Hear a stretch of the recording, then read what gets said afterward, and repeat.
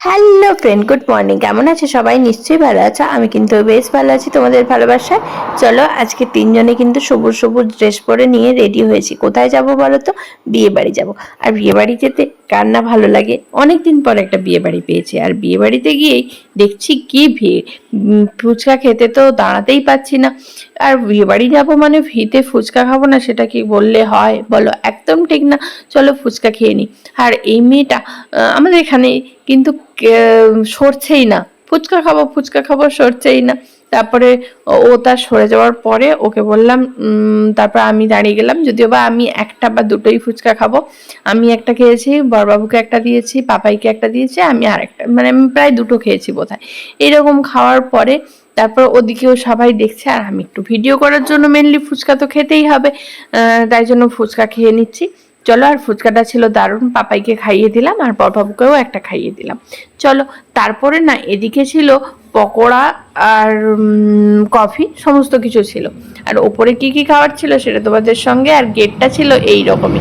গেটটা কিন্তু দারুণ সাজিয়েছিল। আমাদের এখানে একটা গেস্ট হাউস আছে, প্রজাপতি গেস্ট হাউস, সেখানেই বিয়ের আয়োজনটা করা হয়েছিল। এখন সব বিয়ে বাড়িগুলোই ওখানেই হয়, আর সত্যি কথা বলতে ভালো লাগে।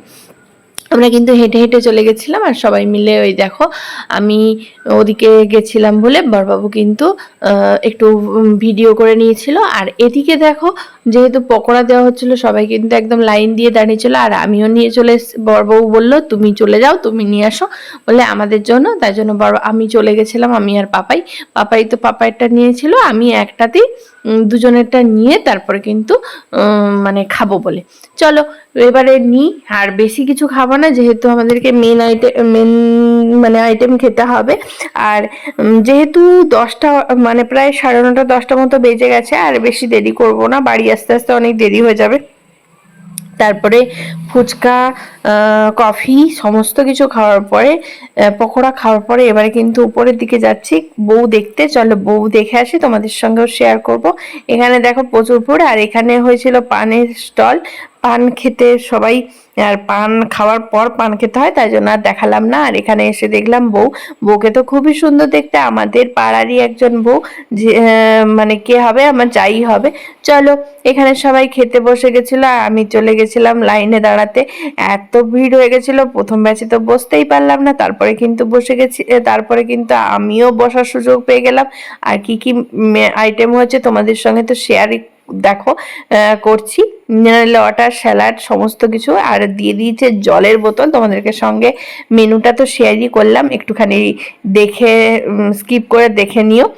আর দেখো এখানে কি কি আইটেম আছে, তারপরে দিয়ে দিয়েছে পাতাটা কিন্তু খুব সুন্দর দেখতে। সত্যি কথা বলতে পাতাটা খুবই ভালো। চলো, পাতা আর কি দিল, জলের বোতল দিয়ে দিয়েছে। আর কি কি প্রথমে পড়ছে তোমাদের সঙ্গে পুরোটাই শেয়ার করব। আর দেখো কত মানে মানুষের আয়োজন ছিল আজকে, অনেক মানুষের আয়োজন। যেহেতু আমরা গ্রামে থাকি, গ্রামের কিন্তু অনেক মানুষ, পাড়া প্রতিবেশীদেরকে নিয়ে আমাদেরকে চলতে হয়।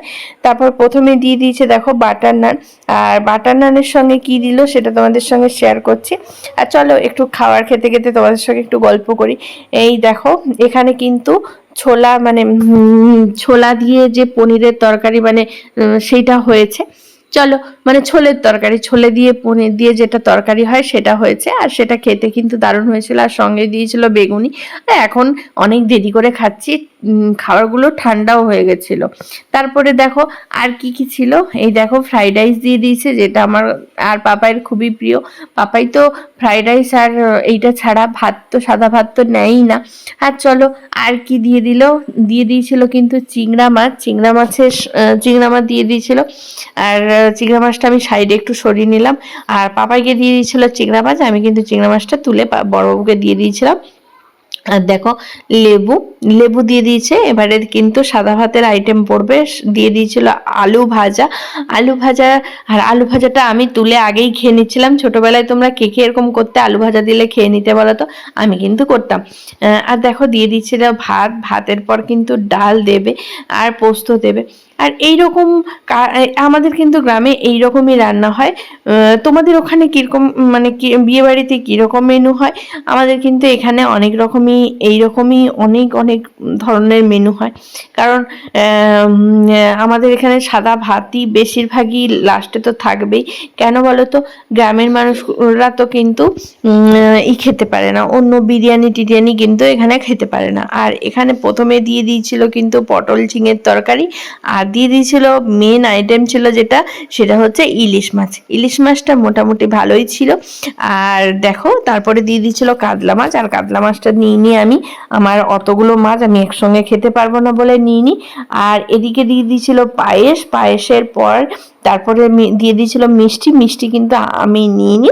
আর দিয়ে দেবে মানে আমি দেখো হাত ঘেরে নিচ্ছিলাম মিষ্টি, যেহেতু আমি একদমই খেতে পারি না, এখন তো একটুও খেতে ইচ্ছে করে না। কেন এত হাঁটাহাঁটি, এত খাওয়া কমাচ্ছি, তাতে যদি আবার মিষ্টি খেয়ে ক্যালোরি বাড়াই তাতে কি হয় বলো? তবুও তো অনুষ্ঠান বাড়ি খাওয়ার। তারপরে দিয়ে দিয়েছিল পাঁপড় ভাজা, আর পাঁপড় ভাজাটা খেতে আমার খুবই ভালো লাগে। তারপরে এবারে আইসক্রিম আর হজমলা দেবে। এবারে কিন্তু আমাদের খাওয়া প্রায় শেষ, আর লাস্ট পাতে তো পান খেতেই হবে। চলো আমরা পানের আইটেমের দিকে যাব। আর আইসক্রিমটা এখানে বসে খাবো না, যেহেতু অনেক লাইন আবার বসে যাবে, তাই জন্য চলে গেছিলাম। আর আমি নিয়ে নিয়েছিলাম পান, আর পান খেতে তো আমার ভীষণ ভালো লাগে। তোমাদের কেমন, কার ভালো লাগে কিনা বলবে। আমি কিন্তু এমনি নর্মাল পানই নিয়ে নিয়েছিলাম। আর এরপরে বাড়ি যাওয়ার পালা, বাড়ি যেতেই তো হবে। আর হেঁটে হেঁটেই বাড়ি ফিরেছিলাম। কেন বলো তো? খাওয়ার পরে বলে একটু হাঁটা ভালো।